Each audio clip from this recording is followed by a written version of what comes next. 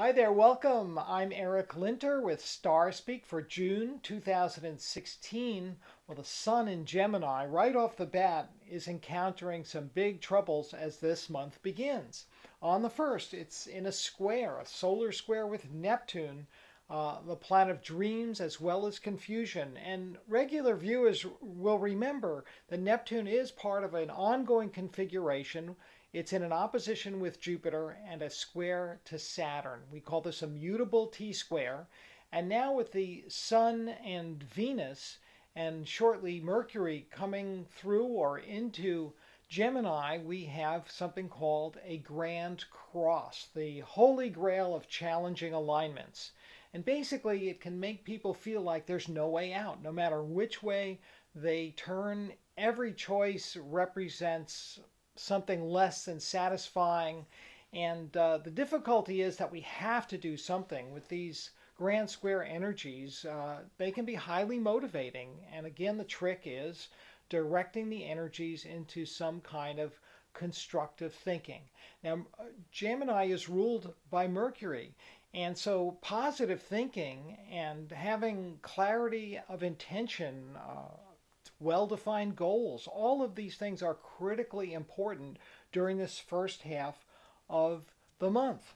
As we approach the weekend, the moon is waning, and on Friday the 3rd, the sun again is very active, moving into an opposition to Saturn. Venus also opposes Saturn that same day, and Venus is also squaring Neptune. So tough times for some relationships, heartaches, betrayals, other types of major disappointments are likely. With the Sun opposing Saturn, it's important to be honest and direct yourself very, not aggressively, but strongly, powerfully, with good intent, of course, but address any kind of partnering issues that have been bothering you. This is a time when we examine relationships more critically, and rightfully so. Periodically, we need to look to see what's going on. Are we doing all the giving? Are we getting anything back in return? These are the questions that are paramount on this last day of the lunar cycle. So, with the fatigue factor of the balsamic moon and these different challenging alignments, you may just want to pause and take it slow until the weekend, because on Saturday the new moon is that night, Saturday night, but we also have the sun testing Jupiter, Venus testing Jupiter. These squares, as they are, may in fact raise some new hopes and show some potential ways to really improve and make life better, whether it's for yourself or in concert, working with loved ones. A spirit of service and a willingness to be there for others is going to be very important for any kind of real healing to occur. After the weekend, we see the Sun making an exact conjunction with Venus on Monday. And this is one of the great happy camper aspects. In Gemini, we're going to have a kind of a flirtatious atmosphere, very good for socializing. But, if you have to go to work, people are going to be in a good mood, meetings will go well, and it's all in all, pretty happy and heartfelt kind of day.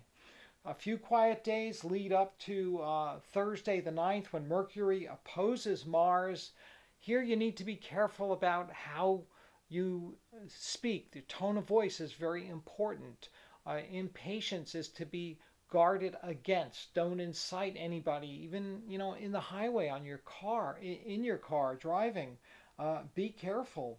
Mars remains pretty much a volatile player going into Thursday night.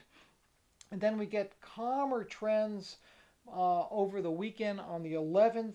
Still some challenges, but in general, with the moon in Virgo aligned with Pluto, we're able to accentuate the plus side of different kinds of situations. Great social energy on Sunday, the 12th. Venus is in harmony with Uranus, an impromptu gathering, backyard barbecue. Can be a lot of fun. Neptune turns retrograde on Monday, the 13th. Neptune, presently in the sign of Pisces, is associated with inclement weather, and you want to be listening to some of the weather forecasts. And if you're in parts of the country that are subject to tornadoes and flooding, etc., take appropriate precautions.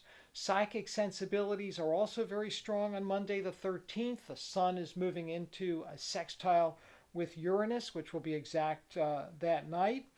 And we can expect some surprises and changes in plans on Tuesday, followed by a very mellow Wednesday the 15th.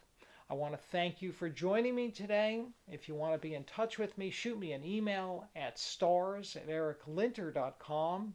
And my daily forecasts are available at the spiritofchange.org website, a online magazine that has a lot of great holistic magazines and positive news stories as well.